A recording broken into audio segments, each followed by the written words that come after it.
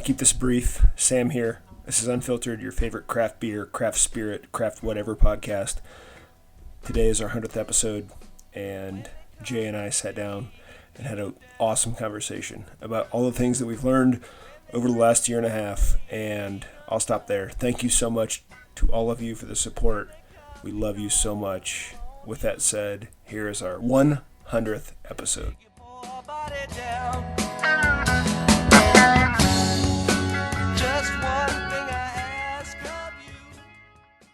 Let's do it. Yeah, I can hear you.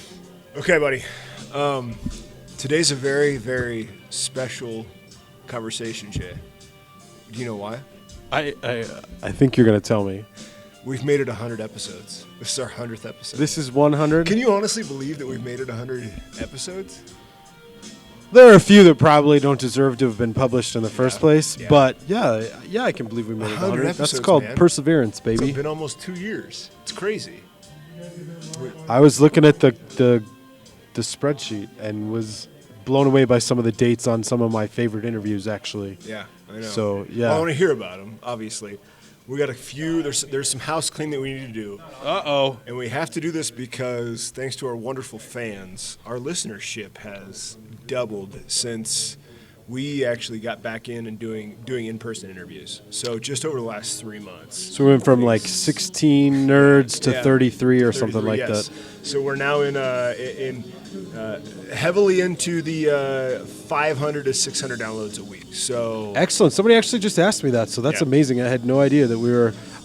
For those of you that actually listen to the show, I expect Sam to keep me up to speed on that kind of stuff, and even when he does, I don't retain the information. No, I got to keep you motivated, so I keep the numbers low. But there you go. Thank you to 500 or 600 people a week. Seriously, thank you to all of you who have done this. So we got a few. Here's the plan, okay? Because we've moved into this, I don't know if it's a new kind of echelon of the show, but I think it's not that we want to take it more seriously, but I think we need to have a little bit more structure in how we kind of talk about where we are and, plug ourselves on social media. But the first thing is our Patreon page. We had a couple new subscribers this month. We have not done a very good job of plugging it, but if you feel inclined to support Jay and I in what we do, driving around town, buying new equipment from time to time, you can subscribe to our Patreon page. It's patreon.com/unfilteredcraft. Many thanks to those of you who subscribe already. But for $3 a month, it helps our cause a little bit. And we're going to send you a few stickers and a koozie, too. So we'll set that up and take care of it. So thank you for that. If you can continue to, plug us on social media, follow us. We're on Instagram. We're on Facebook. We're on Twitter. We're on YouTube. Just search for Unfiltered Craft. You'll see Jay and I. You'll see the logo. First, thank you, by the way. Should probably go to Greg, right? Thank you to Greg Oakleaf. Greg Oakleaf Creative. Been with us from the beginning, right? Yeah. I think we called on him while this was still just a twinkle, frankly. And Sam and I knew what we wanted from our logo. And we slapped together some bullshit version of it ourselves. Yeah, we did. And I think Greg laughed us out. Yeah. When I say slap together, we did spend far more time than was necessary. Yeah. But we handed it over to Greg, and he cleaned it up. And frankly, I think maybe besides the content and the interviews, our logo is the best part of the Unfiltered brand. It's so awesome. He nailed it. Nobody's ever said anything but awesome things about it. So love wearing my Unfiltered shirts into town. Yeah, and speaking of which, I did contact the neck gaiter has been proven to not be that safe, though, FYI. But you have the inserts. Mine are filtered. Yeah, yours are. But now that company is making masks with filters. So I was trying to get a price on that, knowing that we're not out of this, not even close. We're getting ready to go back in this, right? So round 3. Yeah, if the first round ever ended. But we'll keep you posted on actual masks. They are tri-filtered. Track Guy, my father, has used them before and had some good success with the Neck Gator company. But to go back to Greg Oakleaf, I know we have a lot of brewery owner friends who listen to the podcast, brewers who listen to the podcast from around the country. Not to plug Greg too much, but if you do need some creative work, there's not a better option than Greg Oakleaf. So just Google Greg Oakleaf or Oakleaf created, Oak and then Lief. Correct, creative. Yeah. And Greg will take care of you. So runs his own shop. He's a pro. He is. Everything from logos and business design all the way up to full-blown marketing plans for multi-million-dollar companies. So Greg Oakleaf kicks ass. For sure. He's got some hefty clientele, but he really does like the small business. So, if you're interested, give him a ring. The next thank you, our friends here at Peakview. I see Justin filling up some bottles. AJ's behind the bar. Sean is sick. He did say it was a negative COVID test. So that's the other thing. It's now flu season and cold season, and all these people are going to be getting tests. So, yeah. Don't lick any bar stools in any of these joints, but also continue to spend time in them. Peakview's been great. Yes. If I ever get let back into my day job office, I feel like I'd spend a fuck ton more time here. I did it. I dropped an F-bomb. Sorry. It's fine. But I can see my office from where I'm sitting, and it's a little depressing, frankly, to think that I can go sit in a bar and have a beer with my friends, but I still can't sit down at my desk to do my job. So thank you, Peakview. We'll just call this Jay's DTC South office from now on. I love it. Quick plug for the boys at Peakview. They are releasing their Wicked Thunder barrel-aged Scotch Ale on October 27th. So if you can learn more, I would ask Justin to chime in, but he looks busy over there. You can go to their social media pages, learn more about it. But it is aged in Branch and Barrel barrels. Branch and Barrel is just down the road from where we are, one of those kind of South Denver metro area startups. So it's called Wicked Thunder. The 27th, they're releasing it, and they're actually, Jay and I are watching them. I was going to say, are they doing it right now? Filling the bottles right now? Yeah, they're filling the bottles right now. So, make sure you get down here on the 27th because it is barrel-aged stout season. We're starting to get more and more of those. Just a little chillier outside the last couple days, so I think the time is upon us. Yes, for sure. Co-hosts that came to mind who've been on the show, Dr. Eric James, great friend who stepped up when Jay couldn't go to Wiley Roots and helped me co-host, and Brock Harper, who's been on the show a few times to kind of help me co-host when Jay couldn't be there. Family, friends, our wives, obviously. I mean, I know it sounds like nothing. People listen to this. It's a podcast. It's for fun. Everybody's got a freaking podcast. But you and I have spent a lot of time on this. Yeah, I was actually trying to do the math. I mean, if we've done 100 episodes, we've probably put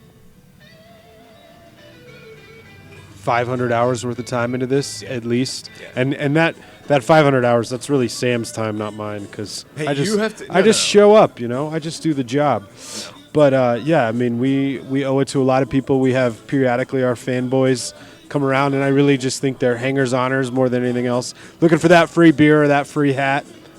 Ryan Kenny. But, we appreciate everybody coming out, doing the download, slapping the sticker on the beer fridge at home, and honestly just continuing to spread the word on Unfiltered. I was going to say people are kind of coming to mind. Steph Ryman from Tivoli Brewing Company, who really kind of gave Jay and I the backing of the Tivoli name when we started this up. Ken Heyer's been extremely supportive of it. OG Unfiltered fans. Yeah, for sure. So those two especially. And I'm trying to think who else is really coming to mind. I mean, I think Meg Howes at Black Shirt has really plugged the podcast since kind of day one. The guys at Ratio, for sure. Ratio's on my list here. We'll get to that a little bit later. But you also got to remember, too, Jonathan Shikes has been a huge supporter. I mean, I think it cuts both ways. We love Jonathan, and Jonathan's been great to us. Shawnee at the Colorado Brewers Guild has been awesome. We had some early support from the Brewers Association as well, and Andy Sparhawk. Even the people that were crazy enough to let us in as media to the CBC last year. I mean, that was awesome. So thank you, whoever signed off on that, because we had a great time. For sure. And we'll keep rolling these out. And I did write this down. I know that many of you have listened to the show, and if we haven't heard of your favorite brewery or your favorite distillery or your favorite sake producer or any other craft spirit or craft alcohol, let people know or send us an email and we'll make it happen. I got an email yesterday from the new PR person working with now I can't think. What's the spot up in Greeley?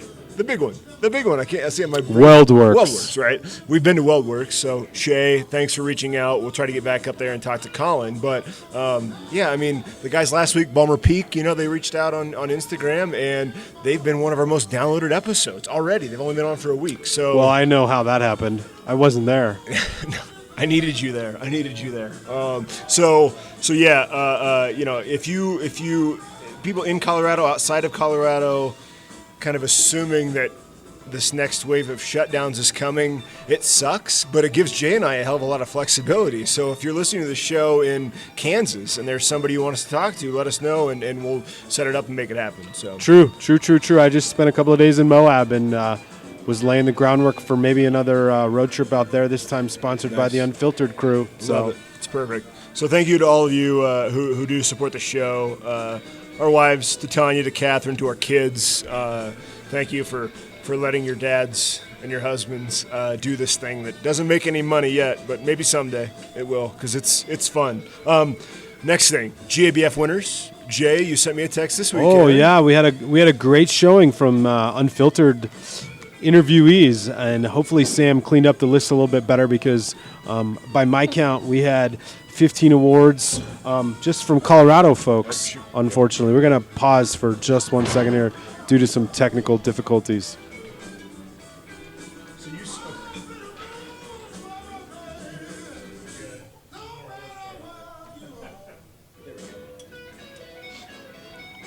So 15 awards. Did you count the breweries? Nope. You know what? I was probably half in the bag when I reviewed the list and sent the text to Sam in the first place. But if I recall correctly, it was something like 15 awards to 8 or 9 or 10 Colorado breweries. And that's not even counting, unfortunately, because I didn't see the other list, frankly, the overall list. But that's not even counting some of our out-of-state folks. Which really, Sam's been the key to the out of state interviews. But I find it hard to believe that Rubens or Fremont or anybody like that we've had the privilege of connecting with over the last 100 episodes. I'm sure somebody else is on that list too. But I actually got a list. I'm going to stop you there because you said I was a part of most of them. Actually, one of our guests who's been on twice that you and I were both on. Oh, a two-timer. Yeah, Big Growth. Growth, there you go. GABF medal. I actually just texted my father to say congrats to Matt Swift and the crew down there. So they won for their Marzen, their Oktoberfest. So, that's a Schrader favorite too, by the way. I'm really big into Marzens. If you guys want to send a case of those our way before it's too late, before they're all gone, Sam's dad needs a reason to visit. Exactly. Dad, just don't show up unannounced this time, please. All right, no. rundown. Unannounced. All right. Ratio. God love the boys at Ratio. Jason, Scott, congrats. Zuni Street. Yeah, Willie. New father, Willie. Not even a new father anymore. You think she's 6 months old now. That kid's been here for a while. Old news. Cannonball Creek. The boys out there. Love those guys. Not surprised whatsoever. New Terrain. Yeah. Congrats. Comrade. Obviously. Dry Dock. Yeah. Kevin Lang. Good job, guys. Living over there. the dream. Jason there. Nice work. Man, I'm telling you, sleepers out there. There are. Seed Stock. Seed Stock. Saw a Seed Stock sticker today. Nice. I love it. Sanitas. Right. That was a COVID interview. That was. We got to do a live follow-up. Yeah, we got it. Goat Patch. Yeah. Colorado Springs representing. Colorado Springs. Denver Beer Co. Usual suspects again. But sure. hey, perennial powerhouse. You got to give it to them. Absolutely. And then Rubens Brews. So shout out to Adam and the crew out in Seattle.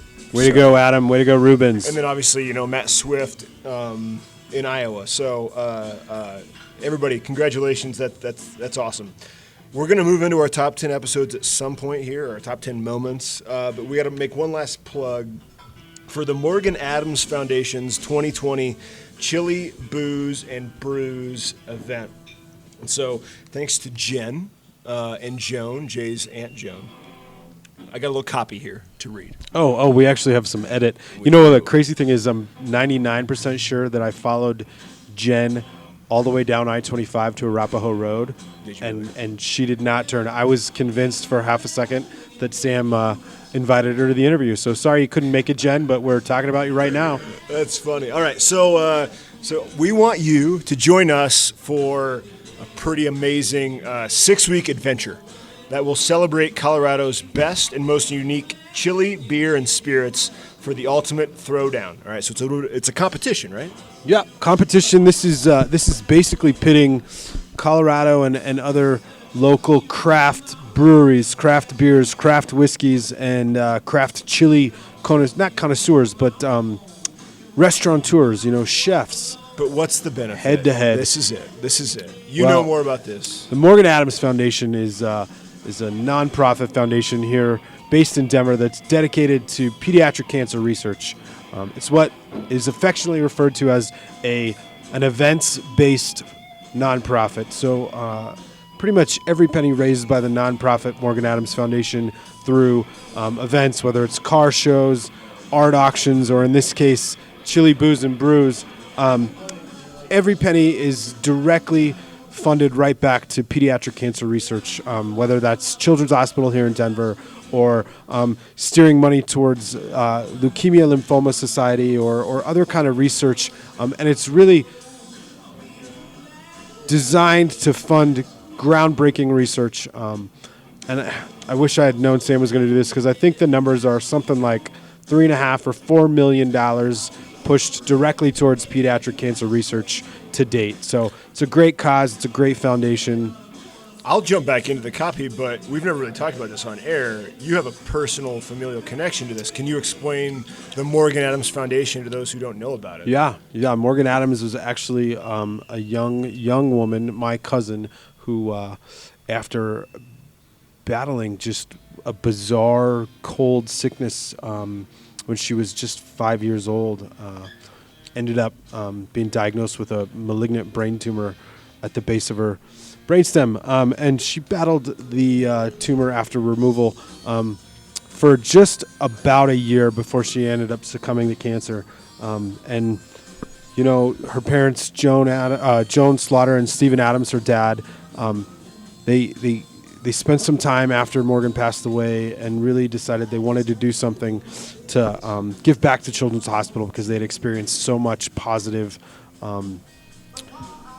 vibes. I don't know how to say this from Children's Hospital. So they threw a party. They invited some artists and some restaurateurs that they knew with the idea that they'd sell tickets. They'd auction off some original art, some unique art, and they'd just give everything they could back to Children's Hospital. Well, that one little event that was spawned out of obviously a horrible, horrible situation raised over $100,000 cash for Children's Hospital, and ultimately led to the foundation's actual design. I mean, the first time they did it, there wasn't even a foundation, but Morgan Adams Foundation was created in that spirit, and has been kicking hard now for, I want to say, 18 years in formal existence, and annually now giving, like I said, hundreds of thousands of dollars every year to not just Children's Hospital anymore. And that's the beautiful part, right? They really, they're funding cutting edge, groundbreaking research and technology.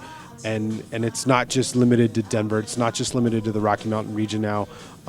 Joan and her staff do an amazing job of identifying great scientists, great doctors, great research all across the country that they can really help support with seed money. They call it Seed Foundation grant money.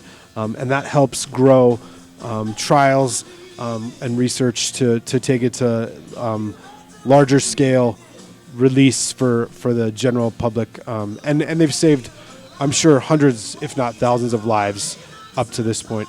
And like our friends in the brewing industry, the Morgan Adams Foundation has had to pivot, for lack of a better word, in the COVID-19 era, and they've had to get creative with really how they raise money to fund that pediatric cancer research. Several of the larger marquee events have had to be canceled this year, and Chili Booze and Brews has actually been going 5 years or more. So it's a fall event, really trying again to capitalize on dark, heavy beer and chili being the fall favorites. But chili had to get canceled too, and they've, rather than canceling it completely, they've recreated it as this online adventure, as Sam puts it. So it's going to run from November 1st, so starting in just over a week until December 13th through. So 6 weeks is when this is going to happen. Before I forget, I want to kind of reiterate this address. It's chiliboozeandbrews.com. If you want to learn more, we're going to be talking about this again over week. But basically, you go, you get a passport, you'll be able to access food and beverage deals from participating contenders, breweries, distilleries. Is it restaurants as well? Can they get involved? I mean, anybody, yeah, right? Anybody. The restaurants and the chefs are providing the chili. So chili's not necessarily coming from a brewery, too. That's the beautiful part, right? You get the opportunity to check out a brewery or a number of breweries, distilleries, and restaurants. So hopefully this will give you the opportunity or the passion to get out and enjoy chili at I want to say Biker Jim's maybe is on there. Okay. Or beer here at Peakview perhaps, or a whiskey at Stranahan's. So there's a lot of participating members. There's a lot of folks who've been on this podcast who are helping out. But if you're interested in participating and you're a brewery or a distillery, let us know. If you are a beer drinker or a chili eater, go to chiliboozeandbrews.com. There are 3 different tiers, $30, $60, $90. You get a lot of cool stuff, no matter what tier you're in. And so we encourage you to go over there to take a look. Obviously, this is not just something that Jay and I are plugging because somebody asked to plug. Jay is connected to this. Jay's brother, obviously, Jay and Brian are 2 of my best friends. They are emotionally and familially connected to this, and so it means something to me. I think our Lock and Co buddies they were participated last year. They're probably going to participate this year. Owen and Rick. So Lenny from Deerhammer has participated. So yeah, learn more, participate. It goes to a good cause. I know you've heard a lot of things from Jay's mouth, and maybe it's turned you off. You don't like Jay as much. But for the most part, the rest of the Schrader tree, or that tree that he speaks of and comes from, they're good people. Yeah, don't use me as the barometer for personality or likability when it comes to the Morgan Adams Foundation. So I love it. All right, buddy. Let's jump into it.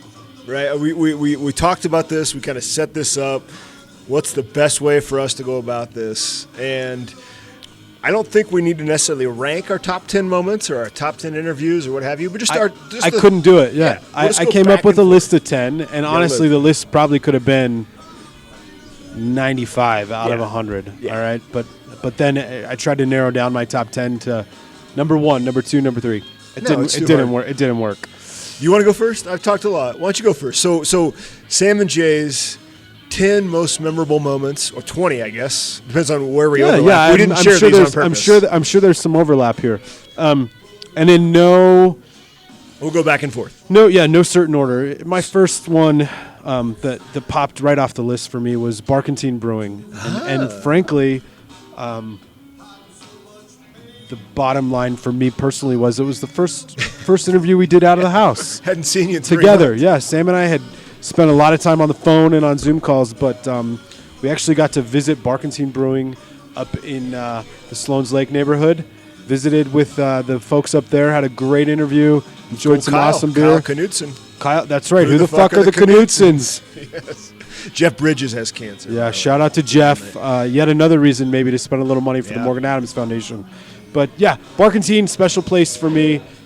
It's close to my house. Spent a lot of time in Sloan's Lake before and since we've been there. And, it just felt good to it brought a little normal back to what's otherwise been a shitty 6 or 7 months. So, yeah. It was a cool spot, too. Yeah, great spot. What do they call that place? The Denver Market or the... No, Sloan's. Yeah. It's their version of the public market in Seattle up there off of 20th and Sheridan. We should check it out. Yeah, we should know it. And if we were out of the house more often, I'm sure we'd be there. Yeah, I put more miles on my car just coming back and forth to these meetings now, not the regular drive-bys. So we'll remind everybody before the end of this. Sam, what was first one on your list? Charlie Burger. I don't know if Charlie made your list, but Charlie and Denver Beer Company did not make my list. But again, they're a perennial powerhouse. It was just fun to talk to him. It was fun to get the perspective of a business owner, a brewery owner, who has, for lack of a better cliche, made it. They've made it, right? As we talk about the impact of COVID and what COVID's doing, Denver Beer Co. appears to be just fine. Yeah. And almost, talking to Charlie the last interview, they're opening up the third location. They've kind of benefited from this. Like the slowing down of permits isn't really hurting them. Yeah. So I think Charlie and the boys at Denver Beer Co., one tip of the hat to them, extremely savvy businessmen, right? And no offense, Charlie, you didn't make my list, but I still love you, and we had a great time the first time we met with you, and every time we talk since has been amazing. I love Denver Beer Company. Pretzel Assassin's a staple at our house.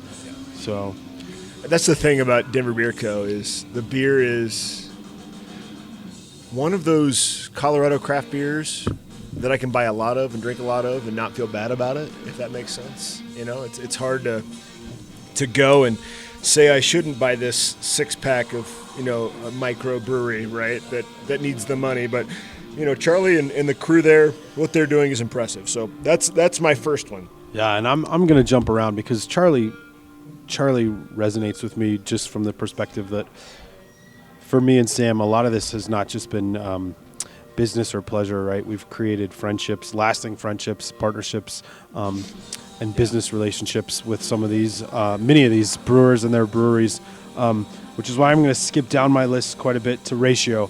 Okay. Ratio was, I think, on paper, our second interview ever, and honestly, probably more of a train wreck than the first one at Tivoli, because at least they were giving us a free pass at Tivoli, right? Yeah. But Jason Zimbrunin, shout out to him with his first medal at GABF in 5 years. Congrats, guys. Jason and Scott both. I know that was a long road for you. But Ratio really speaks to me personally about the way one interview can really be the foundation for a long-lasting friendship or relationship. And I've gotten to know Jason pretty well, but his partner Scott Kaplan even better over the last 2 years. And love talking to these guys, love hanging out with them, love texting Scott out of the blue just to say, hey, hope you're doing well. It's been too long. So Ratio Beer Works, we've only been there once, unfortunately, but I guess we'll have to go back. They really gave us a shot, too. I mean, if you consider the footprint that Ratio has in that part of town, but also just, I think Ratio is a name that resonates outside of Colorado, and Jason was willing to say, hell yeah, let's jump on a podcast and do it. And, it was kind of a shit show, but we did it. Yeah, it was fun as hell, too. It was a lot of fun. Man, I remember that really well. Holy shit, that was crazy. Okay, so to go back to Jay's first, Barkany Brewing is in the Edgewater public market. Edgewater Internet, that's the beauty of the Internet. Thank God for the webs. My next one, another two-timer, Eno Saris. Yes. What does Eno Saris have to do with Eno beer? Saris, writer for The Athletic, commentator for MLB.com and MLB TV, avid beer lover, like a beer nerd to the hill. Yep. And it's been twice now, as recently as May, where he said, you want to be on the show? Minutes later, absolutely. Right. Like he's ready to be in. But the last one we had Brian on, and I think the four of us got a little drunk. Yeah. Well, that's to be expected. I think that's the point, right? Yes. Eno's great. And I think another shit show of an interview, right? Our first interview with Eno, we were huddled around a laptop with an Apple earbud in each ear, and probably I can't remember if we were already in the bag from the Grist interview or if that was the pre-interview. Was it after? Yeah, that explains a lot. That's why I don't remember as much as I should. But Eno's awesome. Well, the last interview we had to cut it off. I mean, I think he had a whole cooler of beer he was ready to go through. Yeah. Eno's wife must be cooler than ours because we don't need to plug him. He's plenty famous, but I mean, I read his stuff bi-weekly. I think he's one of the best baseball writers going right now. And knowing that this is going to come out on Thursday, that should be day after 2 games of the World Series. The Athletic is worth every cent if you want to subscribe to it. And I know they don't need money, but when it comes to sports journalism, I would rather give them my money than ESPN. So with that said, okay, so that's my number 2, or just your second. Yeah, no, mine. I'm moving into number. That's your second. I'm going to move into number 3 then, because obviously beer and baseball, huge connection. Again, in no uncertain order necessarily. Meyer Skis is coming in for number 3, and the reason I just bring it up right now is because there's a lot of peripheral things that go together with beer, and obviously baseball is one of them. But Meyer Skis and skiing in general, the après beer is always important here in Colorado. And when we went over and hung out with Ted over at the Craft Skiery, which unfortunately, they actually had come up with that on their own before us, but everything they were doing there was identical to what we feel and see and hear in a brewery. They're just doing it with skis, and it really was the quintessential Colorado experience where we walked in.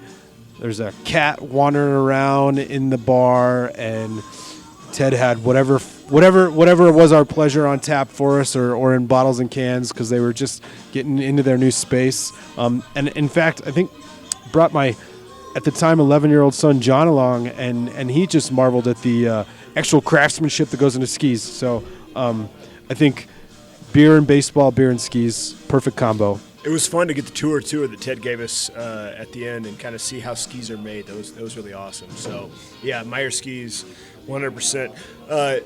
We've not talked about this on air. What are your plans for ski season? I'm going to ski the hell out of the season. Yeah, okay. I have to. So you got everything. You're ready to go. You got your passes. You got the kids' passes. Everybody's passed up. We're on a reservation system here now in Colorado, which will be interesting. But shout out to one of MSU Denver's other top staff, Mark Boucher's actually. I think he turns 40 on Breckenridge Ski Area's opening day this year. So yeah, so at least I'll ideally get one day under my skis. What is opening day, Breck? Breck is, well, shit. Now you're putting me on the spot because I got to remember Mark's birthday. I'm pretty sure it's the 13th of November. Okay, all right. So it's coming up. All right, Ted. Friday the 13th. Thank you so much. My next one was going to be Shawnee Allison, Colorado Brewers Guild.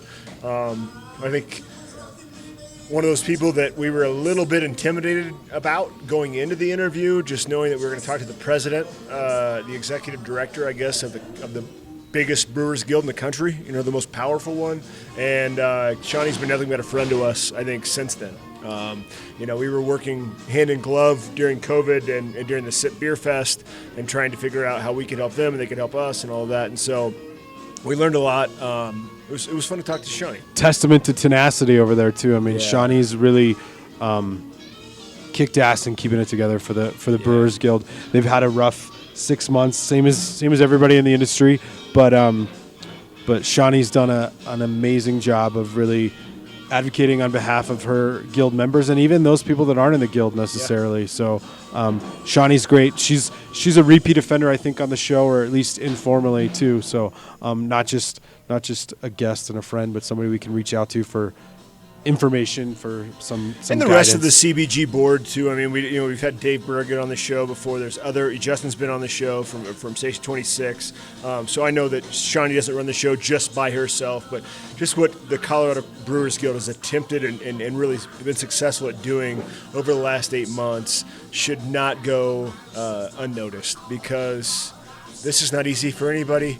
And I know they're doing their best to kind of keep everything up and running. And, Tristan Schmidt, too. Tristan, who's not there anymore, but he was doing a lot of their PR and their marketing for a while, and he was a good friend of the show, too. So, Shawnee Adelson, CBG, thank you all so much for participating and supporting the show.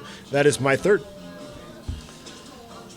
SIP Happy Hour number 1. This is, again, I'm just jumping around here because it's a natural segue, right? SIP Happy Hour number 1 was not even really supposed to be a pivot, right? Yeah. It was just a chance for Sam and I to spend a little time with our industry peeps, and hopefully you've got the list in front of you. I don't even remember who Happy Hour number 1 included, but it was kind of a hodgepodge who's who.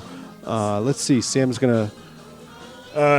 it was the Woods Boss Boys. There you go. Jordan and his crew. Yep.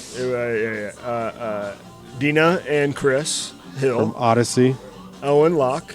Yeah. I don't know if Rick made it. And then Dan and DK.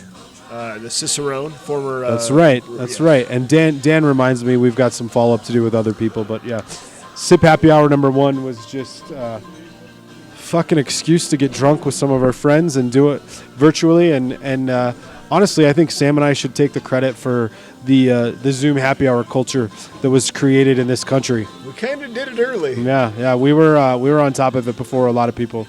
So I'm going to jump in there and say that Jay and I are trying to think about the next Sip Beer Fest. We're not quite there yet. We're thinking of some ideas. If you have some ideas, knowing that whatever we want to say, the second part of the first wave, the second wave, the third wave, whatever's coming, I think our friends in the industry, they're sweating a little bit for good reason. And I think we're going to try to do our best to support them in some way, shape, or form. Maybe December, maybe it's January, something like that. So stay tuned. If you have ideas, let us know because we are just starting to plan some stuff. So perfect. Sip Beer Fest, the Sip Happy Hour, number 1. My next one would be Betsy Lay and Lady Justice. It's obviously timely with the death of RBG, but I think just talking to Betsy a couple times, knowing what Lady Justice does to support women and transgendered folks and just nonprofits in general and what they do. I mean, you change your Facebook page, your Facebook profile to that picture. I can't take my profile picture down now. I mean, first of all, it's one of Sam's best unfiltered pieces of artwork ever. I mean, the RBG depiction on the mural wall at Lady Justice really makes me look good, frankly. I don't know why, but it's probably the best picture of me, too, in a while. So, and it as Sam said, it was timely. I can't take it down now. But more importantly, too, not just one person or one group of people, right? Lady Justice broke the mold in how a brewery can be organized and how it runs. So, they were an asterisk number 11, as the other 90 all probably were. But Lady Justice was a badass interview. And they're a repeat offender too, right? They are a repeat offender. I got to get my daughters some Lady Justice gear. But I just saw that Molly's is now carrying Lady Justice beer. So they're canning. Go get their stuff. The reason why we say that is I say that Lady Justice is not profiting from this, right? They're keeping their operations going. But if you listen to the interviews that we've done with Betsy twice, all of their profits go to everything they don't need to run those operations, go to nonprofits. Yeah, nobody's getting rich over at Lady Justice. No, none whatsoever. So thank you to Betsy and the crew over there for having us. That was a fun interview. All right, so that's my next check off. You're up. I'm starting to worry we're only going to be able to get through 5 of these. No, each. we got 20 minutes. All right. Well, we already talked about Chris and Dina at Odyssey, and I'm just going to give them a real quick shout out a second time and move on. But I did love our time at Odyssey. Chris and Dina are probably like the president and first lady of beer here in Colorado. And if an unfiltered interview could twist and spiral completely out of control and down some of the deepest, darkest, most offensive black holes, that was one of them, and it was a riot. And we love the folks at Odyssey, and would love to go back. That was a little crossover too. I mean, Dean and Chris, they were so much fun. That was a blast. Way fun. It was so hot that day. I remember just being hot, fucking hot, and actually. A happy accident. One of our better, I think, unfiltered commercials, where Sam got me on the slow-mo walking out of the old Odyssey tap room. Oh my God. The fact that I'm usually the star of these commercials is a little scary. Well, it's easy. You're a better looking guy, and I'm also the one just taking the pictures all the time. That's right. Nobody wants to look at me. So, Dean and Chris, thank you so much. They've continued to support the show in innumerable ways, and so thank you there. Okay, I'm going to jump in. I'm going to say Ken Heyer, Tilly Brewing Company. We had Ken on the show show once during the kind of Zoom era of the show, and then going back and meeting with Ken in person. But being a friend of mine now, playing golf with Ken, and I don't know, he's in a lot of ways, Jay and I have sat down with Ken and had beers with him on multiple occasions. I don't want to say he keeps us grounded, but there's a certain honesty that Ken offers to you and I that I don't want to say you don't always get, but it's a realization, it's a reality of the business, and I love talking to him, honestly. And no offense to Uncle Ken, but most of the people we interview are our age-ish. Yeah. Ken brings a venerated elder status to what we do and what Sam and I really have learned, frankly, and that's what my biggest takeaway from Ken is. Smartest fucking guy in beer that we've probably spoken to in 100 episodes, truthfully. And not that the rest of you aren't smart, but that Ken has seen it all and done it all, and will probably spend another, hopefully, God willing, 5, 10, 15 years directing how beer works here in Colorado. Yeah, and just craft spirits, craft alcohol in general. So, Ken Heyer, thank you for the support and for being a good guest. You're up. Yeah. I'm going to, I'm actually... Let's see. I'm going to go with Colorado Sake here on this one real quick. Yeah, we haven't seen or heard much from Billy lately, but I've had some of his customers, some of his supporters pop up in my universe lately, and it's been a while since we saw Billy. Yeah. I love Billy. That was one of our earlier breaks from beer, another one. and we got to experience something totally unique and different, and it really for me felt like an underground business that we had never heard of or never seen before, and Colorado Sake still is making an amazing product available here on liquor store shelves and in restaurants, which is awesome. And actually another slow-mo commercial right there. These probably stand out more for me because I'm in these fucking videos. So I believe that Billy just handed us a bunch of sake. I'm pretty sure I walked out of there with a case of sake and drank none of it because my wife just took it. Enjoyed all of it. Smooth. Yeah. So Billy, thank you. The Sake Co. or Co Sake, they're killing it. They're doing a great job. Still, I try to follow up, make sure. Wherever you are, Bradley, we miss you. Bradley Cooper. You were not there for this one because you did not go to New Zealand. But Hugh I Grierson, wasn't invited. Hopscotch Brewing, man, that was who's calling me? If we had known the power of the Zoom back then, right? Like, oh my gosh, I could have been sitting on the front porch at 3 a.m. joining you. It would have been amazing. So, edit out at 2:15. No. So Hugh going to Auckland, New Zealand, and meeting with basically Hugh being one of the major players in craft beer in New Zealand, having brought in and showcasing a lot of breweries from the North and the South Island of New Zealand. So interesting conversation. If you can find it on our list of shows, it was pretty wacky. I think, I think a side note there, too, if you recall, we were sitting in the bar with Kevin at Dry Dock and during GABF last year, and somebody came up from New Zealand and knew the brewery, and we told him told him, hey, check out our podcast. Sam did an interview down in Auckland, and the couple from New Zealand actually, or maybe they were from Australia. They were from somewhere over there. Yeah, and they knew all about the brewer, and we're super jacked to hear that we had done had done an interview. So I was drinking beer at 10 a.m., which is not a new thing, but it's a different. It's a new thing in a different time zone. Yeah. Next up, yours. Holidayly. This one sticks out for a lot of reasons. Yep. Karen Wirtz over there. I'm sorry, Karen Hertz over there at Holidayly has become another good friend of the show. We'll stop whatever she's doing to give us a hug whenever she sees us.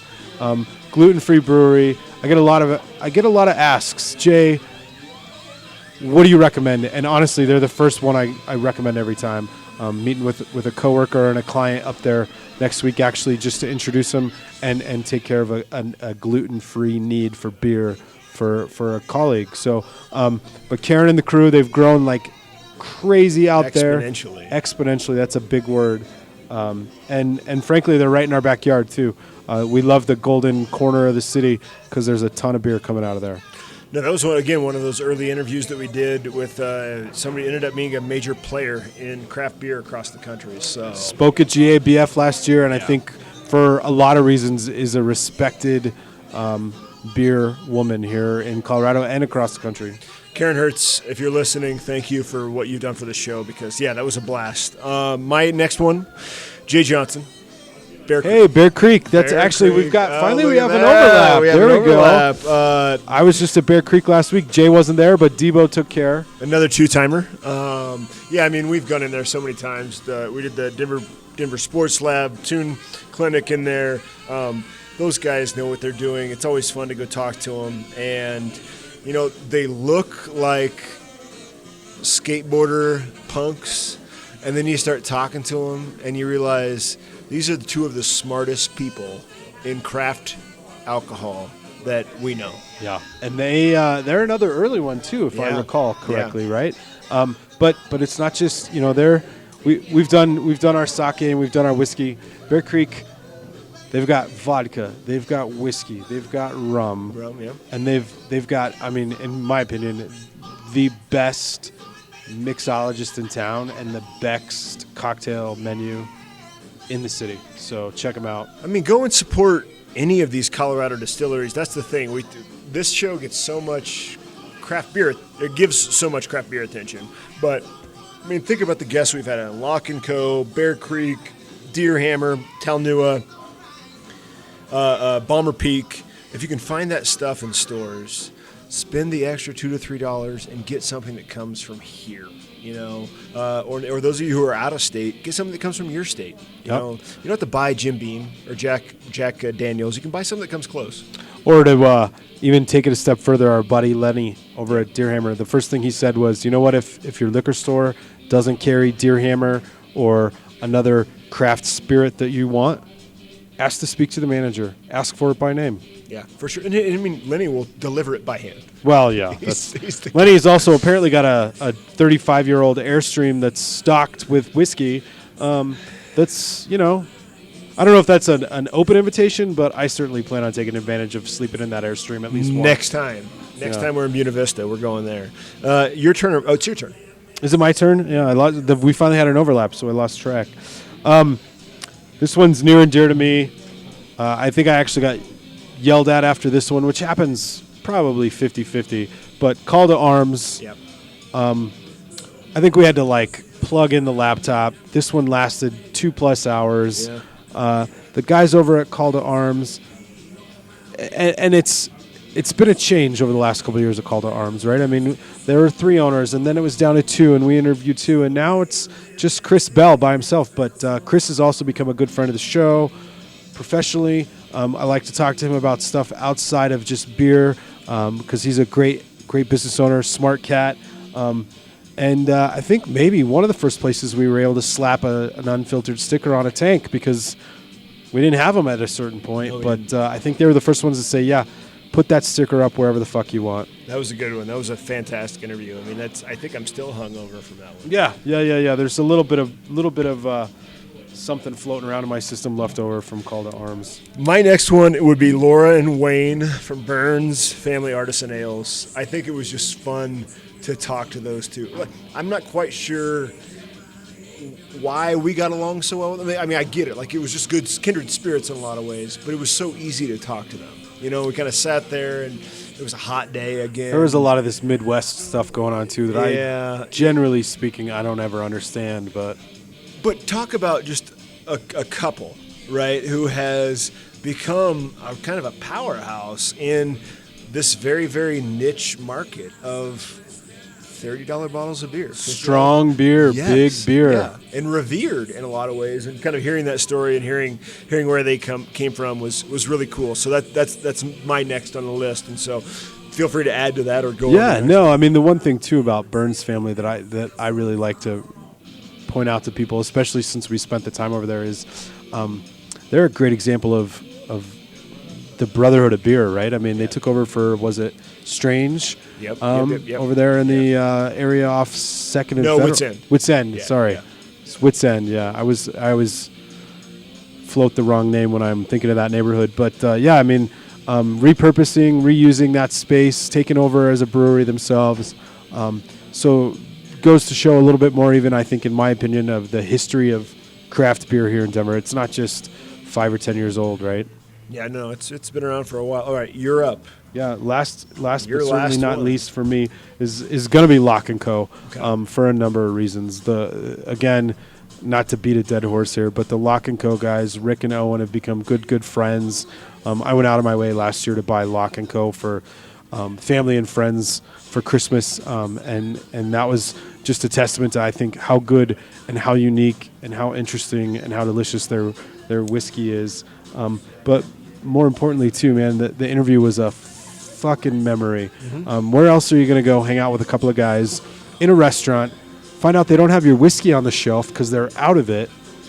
One guy seals the deal on a new sale while the other one's pouring shots out of his briefcase. Yeah. Like, I mean, Sam and I have been lucky to experience a lot of funny shit over these last 100 episodes, and that was probably by far one of my most memorable, goofy experiences on the Unfiltered set. I mean, two of my good friends now, quite honestly. Those guys are so much fun, and going to Bird that day, and again, I think it was at 2 o'clock in the afternoon, right? They were putting on a tasting for us that quickly turned into something that looked way much more like a college house party. But it was fun. Further proof that these interviews can devolve very quickly into what we really think we are at our most base. It happens. All right, you're finished. My last one, Nicole Ryman, Amanda Oberbreckling, Odd 13. Odd 13, another asterisk on my list. That day was rainy and cold and Snowy. snowing. Yeah. And we went there. We delivered some barrels. That was a long day. Yeah, we met up gosh. at Ratio. We were next off to see Willie over at Zuni Street, and then all the way north into Longmont to the girls at Odd 13, and learned a lot too, right? A lot about the science. No, well, a lot about the quality. Yeah, that's QA. where our eyes really opened up to the importance of a QA or a QC person, which is what Amanda does. And now Nicole's running the show as their head brewer, and I mean, and then we got 2 crates of half fills. Yeah, or low fills? I drank low fills for like a week and a half. And as I recall, and you're a heavy drinker. Well, so. yeah. I in fact am a heavy drinker. So yeah, and I think that's where Sam first learned about low fills too. Yeah, they had to explain it. But I mean, there were a lot of Jeffrey Dahmer jokes. We got their conference room. We were just hanging out there. I think we were intimidated as we went in, and those 2 quickly made us feel at home. So I'm still intimidated. Let's be honest. That was so much fun. Well, as we wrap this up and when we get ready for episode 101, what are your goals for the next 100 episodes? I was going to say, are we going to even be able to pull off another 100? I mean, we're staring down the barrel of the end of 2020. Yep. I'd like to see. Honestly, I'd love to see Sam and I be able to take this show more on the road, and not just Sam supporting his family vacation habits, but Jay and Sam on the road together, Buena Vista, Telluride, wherever we can go. Whoever's putting up the beer for us would be an awesome opportunity. So I think that's my goal for episodes 101 and beyond, and 21 and beyond is. Let's get out there a little bit more. Let's visit some places we've never been. What about you? No, I think that sounds like an excellent plan to me. I mean, I think I would like to see us do more for the craft beer community other than just have this podcast in which we're drinking beer with brewers. I think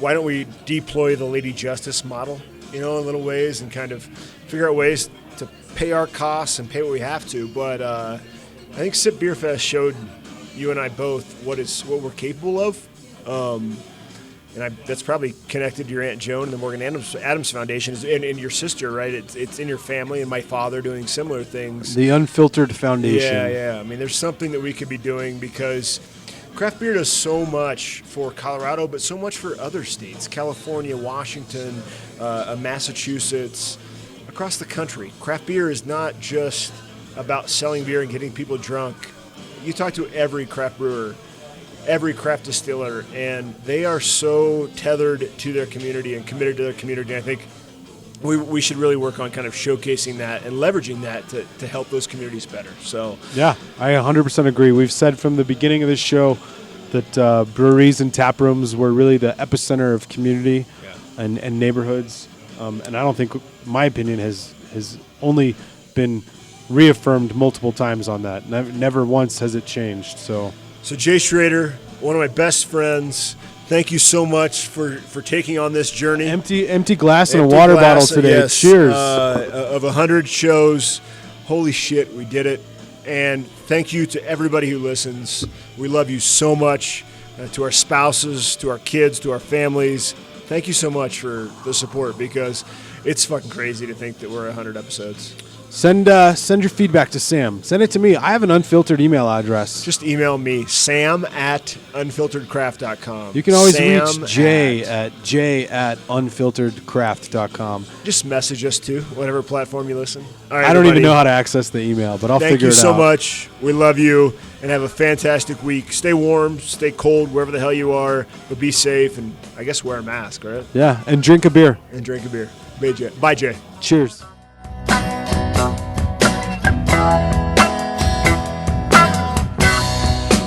When they come to take